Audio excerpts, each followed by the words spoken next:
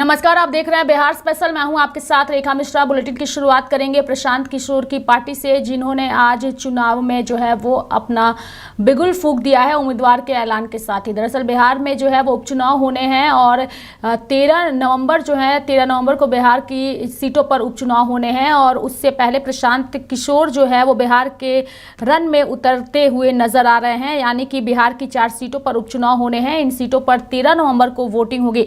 इस बार के उपचुनाव में महागठबंधन और एनडीए के अलावा प्रशांत किशोर की पार्टी जनसुराज की सबसे ज्यादा चर्चा हो रही है। जनसुराज ने उपचुनाव में अपने पहले प्रत्याशी की घोषणा कर दी है। उपचुनाव की तारीखों का ऐलान होते ही प्रशांत किशोर ने भोजपुर जिले की तरारी सीट पर अपना प्रत्याशी उतार दिया है। यानी कि जनसुराज की ओर से lieutenant general retired SK Singh को तरारी सीट पर अपना प्रत्याशी बनाया गया है। वहीं प्रशांत किशोर ने किस तरीके से उनके नाम का ऐलान उनकी मौजूदगी में हुआ वो भी हम आपको सुनाते हैं, और साथ ही तरारी सीट से जिसे उम्मीदवार बनाया गया है, टिकट मिलने पर उन्होंने क्या कहा वो भी आपको सुनाते हैं।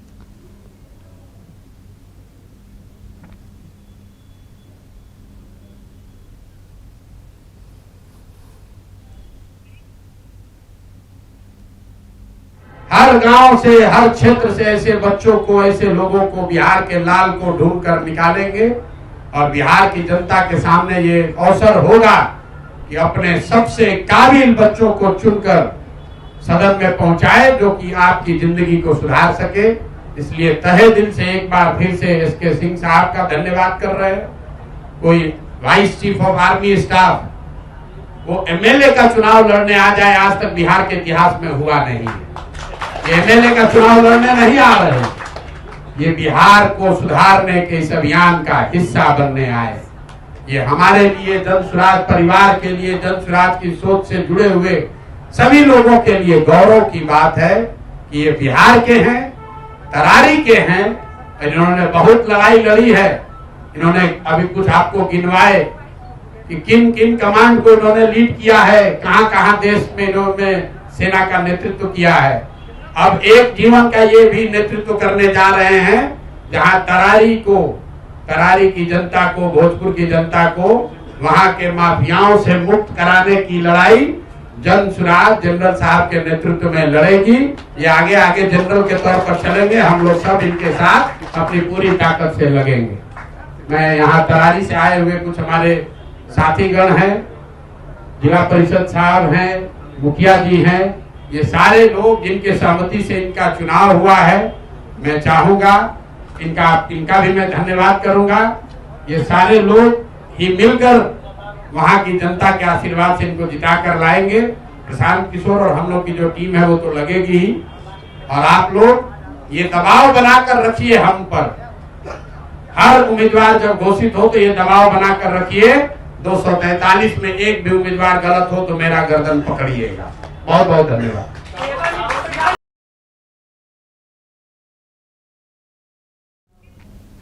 तो रिटायर्ड लेफ्टिनेंट एसके सिंह को तरारी सीट से प्रशांत किशोर ने अपना उम्मीदवार बनाया है। और इसी खबर पर ज़्यादा जानकारी के लिए हमारे साथ हमारे सहयोगी संजय बिहार की राजधानी पटना से जुड़ चुके हैं। सीधे उनका रुख करेंगे।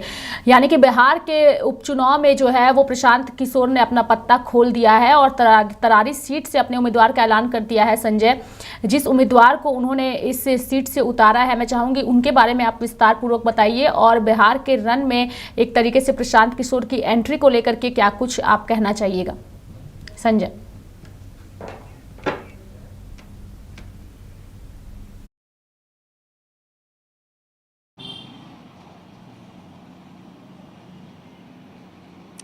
बिल्कुल, देखिए बिल्कुल रेखा, जिस तरीके से चुनाव के बिगुल बजे हैं और उसके बाद चुनाव के बिगुल बजते ही अब उम्मीदवारों के नाम की घोषणा भी होनी शुरू हो गई है।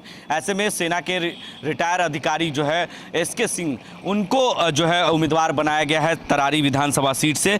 तो ऐसे में कहीं ना कहीं अब कैंडिडेटों के नाम की घोषणा होनी शुरू हो गई है। एसके सिंह जो है सेना के अधिकारी हैं और उन्होंने सेना में अपना वक्त गुजारा है और सेना में उन्होंने काफ़ी जो है देश की सेवा की है। अब जो है जनता की सेवा करने का उन्हें फिर से मौका मिला है। एक वक्त में वो सेना के अधिकारी रहते हुए उन्होंने बॉर्डर पर रहकर जो है देश की सेवा की, देश की जनता की सेवा की। अब अपने क्षेत्र की सेवा करना चाहते हैं, वो क्षेत्र की जनता की सेवा करना चाहते हैं। अगर चुनाव में ऐसे अधिकारियों को अगर मौका दिया गया है तो खास तौर पर रेखा बात कर ले तो जब वो जनता के प्रतिनिधि बनकर और जीत कर आएंगे तो खास तौर पर उन्हें अपने गांव की समस्या के बारे में ज़्यादा मालूम होगा, क्योंकि प्रशांत किशोर ने पहले ही कहा था कि हम ऐसे लोगों को चुनकर उम्मीदवार बनाएंगे जो शिक्षित होंगे और खास तौर पर ग्रेजुएट होंगे। तो ऐसे पढ़े लिखे शिक्षित लोगों को उम्मीदवार अगर जो है प्रशांत किशोर बना रहे हैं तो कहीं ना कहीं वो अपने क्षेत्र और देश का विकास हो सकता है। तो ऐसे में कहीं ना कहीं जब वो विधायक बनकर आएंगे पार्टी की तरफ से, जनसुराज की तरफ से, तो खास तौर पर जब उनकी सरकार बनेगी तो कई अपने क्षेत्रों का विकास कर सकते हैं। यानी 4 सीटों पर उपचुनाव होने हैं और ऐसे में एक सीट पर उन्होंने अपना उम्मीदवार के नाम की घोषणा कर दी है जिसका तरारी विधानसभा सीट से है। तो ऐसे में कहीं ना कहीं अभी 3 सीटों पर अभी उम्मीदवार घोषणा करना बाकी है रेखा, लेकिन कहीं ना कहीं जो है वहीं आपको बता दें कि रामगढ़ में भी जो है जल्द ही घोषणा करेंगे और सियासी पारा चढ़ गया है। अब सभी जो है अपने अपनी पार्टी और दल बल जो है अपने अपने ताकत झोंकने में पूरी तरीके से लग चुके हैं, क्योंकि वक्त बहुत कम है, समय कम है और उम्मीदवारों के नाम की घोषणा भी करनी है। तो ऐसे में बीजेपी ने भी बैठक बुलाई है और बीजेपी की तरफ से भी बैठक होगी और जिसमें 4 सीटों पर उम्मीदवार खड़ा करना है। तो एनडीए के साथ सहमति बननी है, क्योंकि जेडीयू भी अपना उम्मीदवार खड़ा करेगी और बीजेपी भी अपना उम्मीदवार खड़ा करेगी। तो ऐसे में कैसे सीट शेयरिंग का फॉर्मूला तैयार करेंगे 4 सीटों पर, यह तय अब जल्द ही हो जाएगा, क्योंकि त्यौहार भी है और त्यौहार को देखते हुए खास तौर पर जल्द ही उम्मीदवारों की नाम की घोषणा होगी। तो चुनाव प्रचार करने के लिए वक्त कम मिला है। चुनाव आयोग ने 2 चरणों में ही चुनाव रखे हैं, 2 राज्यों में, एक राज्य में 2 चरणों में होंगे, झारखंड में, और महाराष्ट्र में जो है एक पहले चरण में ही मतदान होंगे। तो ऐसे में कहीं ना कहीं जो है कह सकते हैं, माफ कीजिएगा, दूसरे चरण में यानी 20 तारीख को वहां चुनाव होंगे। तो महाराष्ट्र में भी जो है चुनाव होंगे, एक चरण में पहले चरण में मतदान होंगे और झारखंड में 2 चरणों में मतदान होंगे। तो कहीं ना कहीं समय और वक्त कम है। 13 नवंबर को वोटिंग होनी है और 13 राष्ट्र में फिलहाल एक ही चरण में जो है वो चुनाव होंगे। लेकिन उपचुनाव की बात करें तो उपचुनाव बेहद ही महत्वपूर्ण हो जाते हैं किसी भी पार्टी के लिए, क्योंकि उपचुनाव में एक मौका होता है अपना दमखम दिखाने का और आने वाले चुनाव में पार्टी का भविष्य क्या होता है ये भी उपचुनाव जो है वो तय करता है। बिहार की बात अगर हम करें तो बिहार में अगले साल विधानसभा के चुनाव होने हैं और विधानसभा चुनाव से पहले जिन सीटों पर उपचुनाव होंगे ये उन सभी पार्टियों के लिए एक तरीके से प्रतिष्ठा का विषय बना हुआ है। चूँकि ये सीटें जो है वो लोकसभा चुनाव में सांसद बनने से खाली हुई है और अब इन पर उपचुनाव होने हैं और इस पर प्रशांत किशोर ने इस बार जो है अपनी भी उम्मीदवारी तय कर दी है, यानी कि अपनी पार्टी के नेताओं की उम्मीदवारी उन्होंने तय कर दी है। यानी कि जो बड़ी पार्टियां हैं और बिहार की जो क्षेत्रीय पार्टियां हैं उन पर तो सबकी नज़र है, लेकिन सबसे ज़्यादा अगर किसी पर नज़र है तो वो प्रशांत किशोर पर ही है। संजय प्रशांत किशोर ने अक्सर ही पार्टियों का काम लिया है और नेताओं को कुर्सी पर बैठाने का काम किया है, चाहे वो नरेंद्र मोदी हो जिन्हें उन्होंने 2014 में पीएम की कुर्सी तक बैठाने में महत्वपूर्ण भूमिका निभाई हो, नीतीश कुमार को भी सीएम की कुर्सी पर बैठाने में प्रशांत किशोर ने महत्वपूर्ण भूमिका निभाई है और अब खुद अपनी ही पार्टी की कमान वो संभाल रहे हैं। कितनी बड़ी टफ टक्कर जो है वो अन्य पार्टियों के लिए ये मान सकते हैं हम।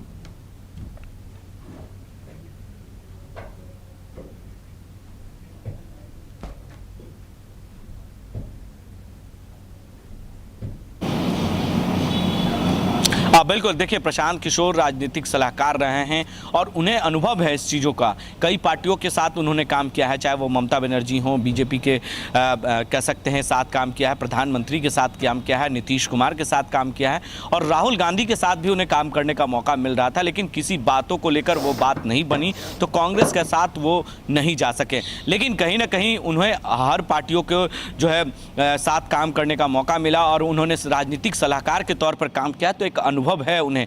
और वहीं आपको बता दें कि बेलागंज और रामगढ़ में जो है वो अपने प्रत्याशी उम्मीदवार जो घोषणा करने वाले हैं उसमें अल्पसंख्यक उम्मीदवार वो देने की चांस ज़्यादा लग रहा है, क्योंकि वो उन्होंने पहले भी कहा था कि हम जाति आधारित देखते हुए जिसकी जितनी जो है भागीदारी हो उतनी हिस्सेदारी भी मिलेगी। तो ऐसे में कहीं ना कहीं जो है वो बेलागंज के सीट पर अल्पसंख्यक को मौका देंगे, कहीं ना कहीं अल्पसंख्यक मुसलमानों को टिकट दे सकते हैं, या कह सकते हैं कि रामगढ़ में जो है वो गैर राजपूताना उम्मीदवार खड़ा कर सकते हैं। तो ये बहुत दिलचस्प होगा इस बार का, और ये सेमीफाइनल है। जब फाइनल 2025 में होगा मुकाबला, उसमें काफ़ी दिलचस्प देखने को मिलेगा रेखा। लेकिन अभी सिर्फ उन्होंने कहा है कि ये झांकी है, अभी लड़ाई बाकी है, और एक तरह से ये सेमीफाइनल है। 4 सीटों पर जो बिहार में उपचुनाव हो रहे हैं वो एक सेमीफाइनल है। अब फाइनल जो होगा वो 2025 में होगा, जिसमें ताकत और दमखम प्रशांत किशोर दिखाएंगे। अगर चारों सीट पर प्रशांत किशोर जीत जाते हैं तो बाकी जो पार्टी हैं उन्हें कहीं ना कहीं परास्त करने के लिए पूरी रणनीति बना रहे हैं, और अभी से ही उनके जो प्रत्याशी हैं और उनके जो पार्टी के कार्यकर्ता हैं, नेता हैं, वो अभी से ही चुनावी मैदान में हैं और चुनावी मूड में ही काम कर रहे हैं। जो लगातार यात्रा कर रहे थे, जनसुराज यात्रा चल रही थी प्रशांत किशोर की, तो ये कहीं ना कहीं यात्रा एक तरह से कह सकते हैं कि चुनावी यात्रा है, और पूरे साल उन्होंने सिर्फ यात्रा किया है। और यात्रा करके उन्होंने जो घोषणा की है जनता से, बिहार के गांव-गांव के कस्बे पर, और जब 2 अक्टूबर को उन्होंने पार्टी बनाई थी तो अपनी दमखम पूरी ताकत उन्होंने दिखाई थी प्रशांत किशोर ने, और उसी मन से उन्होंने ऐलान भी किया था कि हम एक सेमीफाइनल मैच खेलेंगे, कहीं ना कहीं सेमीफाइनल मैच में, और एक तरह से झांकी दिखाएंगे कि 4 सीटों पर हम किस तरह से जीतेंगे, और उसके बाद फाइनल 2025 में हम रणनीति बनाकर जीत कर सरकार बनाएंगे, और 243 सीट पर हम जीत कर पूरी तरीके से हमारी सीट गठबंधन, किसी के साथ हम गठबंधन भी नहीं करेंगे। तो कहीं ना कहीं प्रशांत किशोर ने जो है चुनावी मूड में है, और चुनावी जो बिगुल बजने के बाद जो है प्रशांत किशोर ने अपने उम्मीदवारों के नाम की घोषणा भी वो जीते थे और विधायक बने थे, और इस सीट से लगातार वो 2 बार विधायक भी रहे हैं। लेकिन 2024 के लोकसभा चुनाव में सुदामा प्रसाद जो है वो आरा से चुनाव लड़े और आरा से वो सांसद बने, जिसके बाद ये सीट खाली हुई है। अगर हम तरारी सीट की बात करें तो 2 बार से विधायक रहे सुदामा प्रसाद की अगर हम बात करें तो उस सीट पर उनका एक अपना दबदबा रहा है। कितना टफ फाइट होगा इस सीट पर आकर के प्रशांत किशोर के उम्मीदवार को जीत हासिल करना।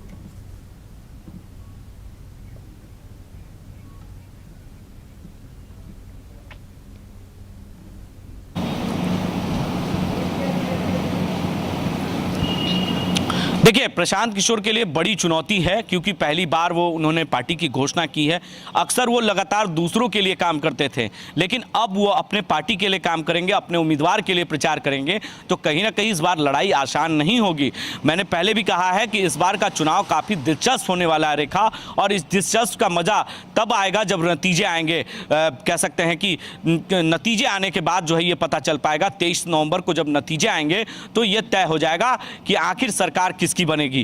तो 4 सीटों पर जो उपचुनाव हो रहे हैं उसमें काफी दिलचस्प नजर आएगा जब प्रशांत किशोर भी अपने उम्मीदवार खड़ा करेंगे। एक तरफ बीजेपी एनडीए गठबंधन के साथ है, तो वहीं महागठबंधन के भी अपने उम्मीदवार खड़ा करेंगे। तो इस बार सुदामा प्रसाद के जो तरारी विधानसभा सीट है उस पर सीपीआई का कब्जा रहा है दो बार से, और ऐसे में सीपीआई अपना उम्मीदवार अगर खड़ा करती है तो काफी दिलचस्प लड़ाई होगी, और महागठबंधन की नाक का सवाल बन जाएगा और एनडीए के भी लिए नाक का सवाल हो जाएगा, क्योंकि ये लोग पहले से अपनी पार्टी को पूरी तरीके से बहुमत में है और काफी मजबूत में है। लेकिन जनसुराज तो मजबूत नहीं है, जनसुराज की नई पार्टी का गठन हुआ है, लेकिन प्रशांत किशोर लगातार लोगों के बीच जा रहे हैं। 2 अक्टूबर को ही उन्होंने अपनी पार्टी को उम्मीदवार की 2 अक्टूबर को ही अपनी पार्टी का उन्होंने ऐलान किया और जनसुराज ही नाम अपना पार्टी का रखा है, और चुनाव आयोग ने भी उनके नामों पर मोहर भी लगा दी है। तो ऐसे में कहीं ना कहीं इस बार चुनाव काफी दिलचस्प होना है। धन्यवाद संजय हमारे साथ जुड़ने के लिए और तमाम जानकारियां देने के लिए। तो बिहार स्पेशल में आगे भी हम आपको बिहार से जुड़ी तमाम अपडेट और जानकारियां खबरों को लेकर देते रहेंगे। मेरे साथ फिलहाल अभी के लिए इतना ही। आप देखते रहिए लाइव इंडिया हर पल। नमस्कार।